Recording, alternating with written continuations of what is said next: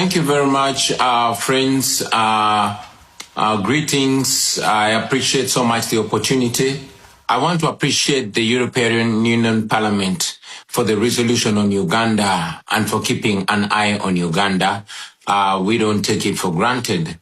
Every time we see development partners keeping an eye on what is happening here in Uganda. We also recognize that the EU is an important partner to Uganda, and we intend to maintain and also improve this partnership and this cooperation.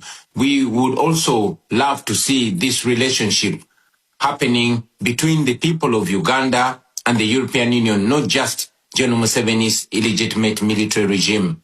I'm still on the run. I'm still in hiding because of the continuing threats on my life since what happened on the 16th of January when my house was, my compound was raided and I fled my house.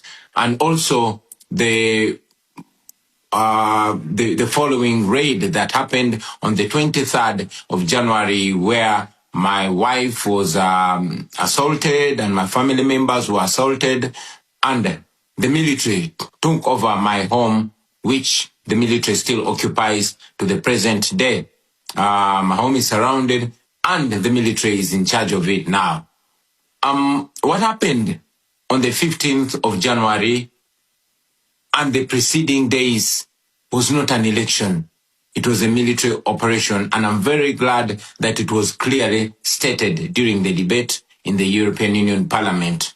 This violence started much earlier. It started on nomination day, and it went on through the campaign trail. And I'm glad that the resolution mentions in specifics victims like Mesa Chokero, who was shot and killed, and also General Muhoozi Kainerugaba, who is the military chief and the son of General Museveni, came out on Twitter and,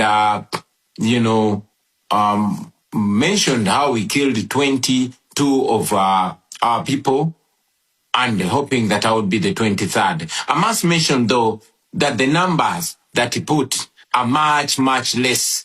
Maybe he mentioned or he meant those that he killed personally. Otherwise, the numbers that we have of the victims, of the people that have been killed, are much more than 22. Many civil society organizations were closed down, especially those that are in the area of governance. It was mentioned, and I want to reiterate it again, that the internet was shut down 3 days before the election. Media houses were ordered not to relay the results that were happening and all that was going on ground on the polling stations to ensure that there's a clear disconnect between what was happening in the polling stations and what was being relayed by the Electoral Commission. I'm very glad that Dr. Sarah Birete is with us today.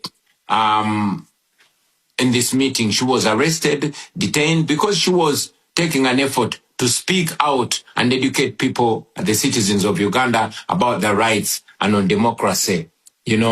I mentioned it that 2 of my deputy presidents were abducted on the eve of the election, and they remained missing for 3 weeks. We later learned that they were being detained in a military barracks, in a special forces military barracks, which is run by General Museveni's son, Muhoozi Kainerugaba.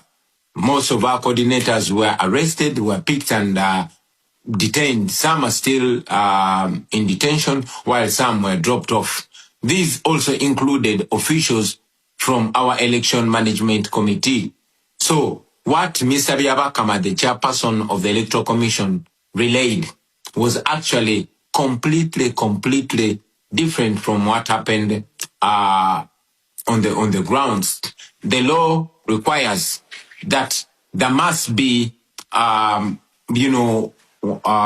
coordination in the tallying of the results. That did not happen. The candidates were not given copies of declaration of result forms, and the Electoral Commission simply declared numbers that it did not justify where they were coming from. As we speak, we are still demanding that the Electoral Commission uploads the declaration forms so that the nation can be able to follow in transparency, so we can be able to compare the evidence that we have, the declaration of result forms that we have, to what was paraded by the Electoral Commission. But up to now, they have not uploaded the results on the internet like it's supposed to be. Somebody may ask, why then didn't we go to court?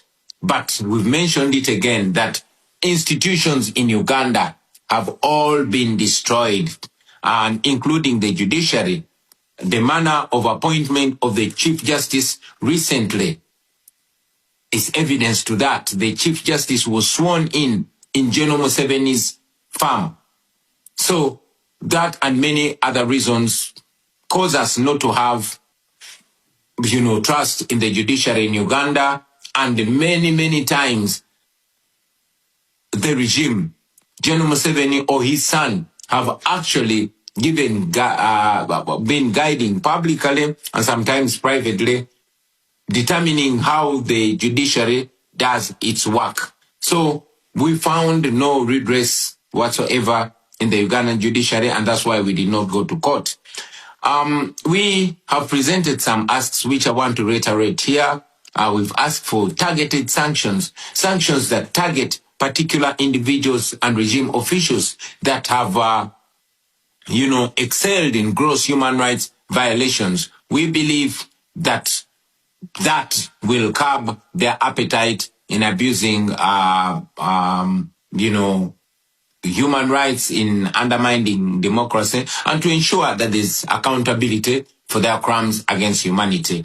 Because I know we have other speakers on the platform, I want to appreciate you for the opportunity and to further call for more interest and for more attention to the people of Uganda. We really appreciate the attention, but we still request the international community to keep an eye on Uganda, to keep an eye on what is going on here in our country. I thank you for God and my country.